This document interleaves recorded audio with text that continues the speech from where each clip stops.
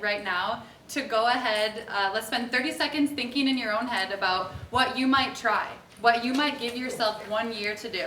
Okay, so your 30 seconds starts now. The second half of the 30 you're going to share with somebody next to you. Okay, here's your 30 seconds. 1 year. What you gonna do, man? All right.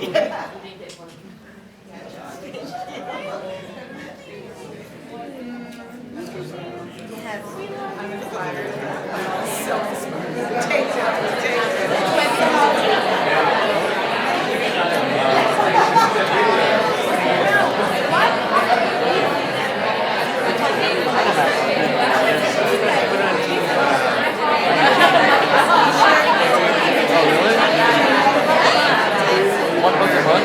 So that's better. That's like a plan. I was inspired from this session. I know. Definitely talk to me a lot.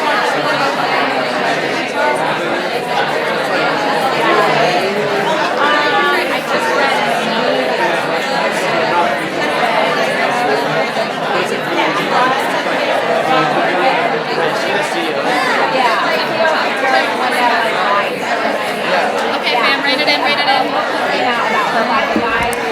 If you can hear me, clap once. If you can hear me, clap once. If you can hear me, clap 2 times. If you can hear me, clap 3 times. If you can hear me, clap 4 times. All right, welcome back, everyone. Hopefully you had some great ideas. Our grand finale for today is Lani Alasaba. She is a senior manager in engineering.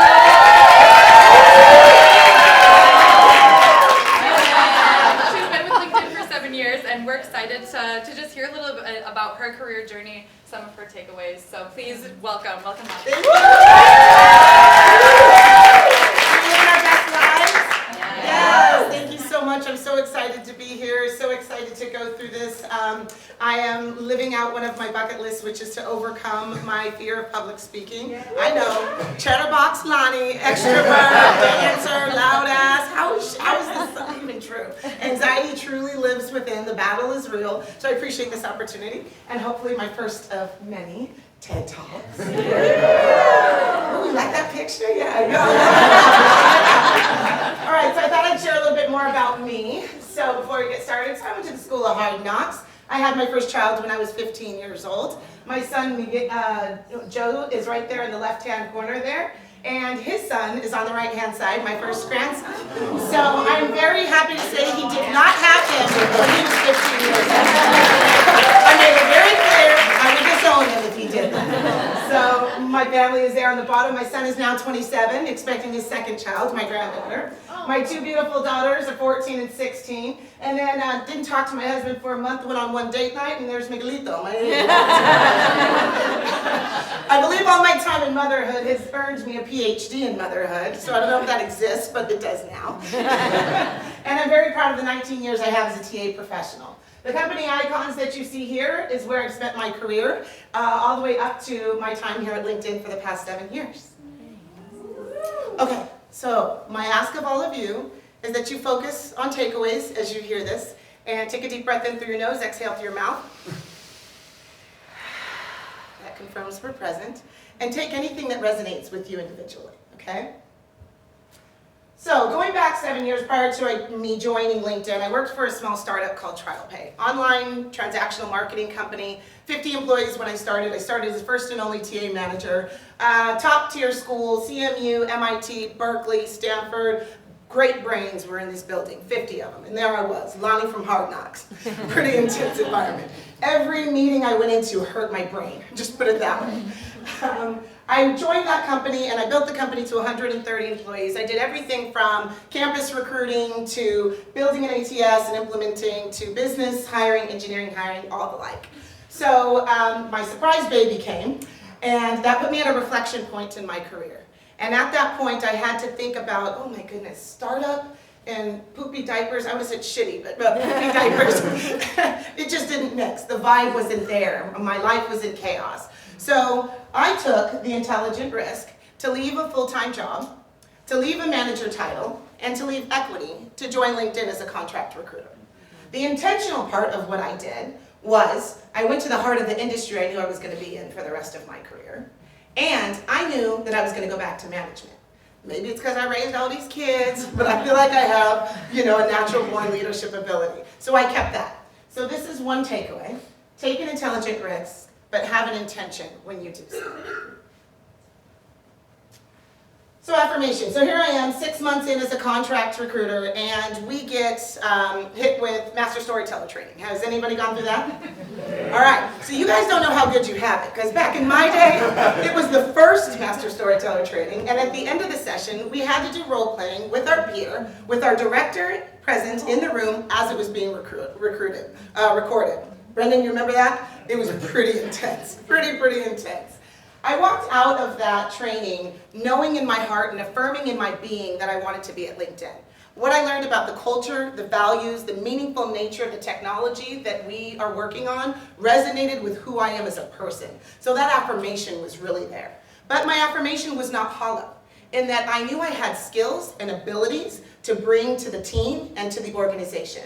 So this is where I really say, have an affirmation for what you want in your career, but be sure that your goals align to your skill sets and your expertise, so that you know that you are adding value as you learn and grow within the organization.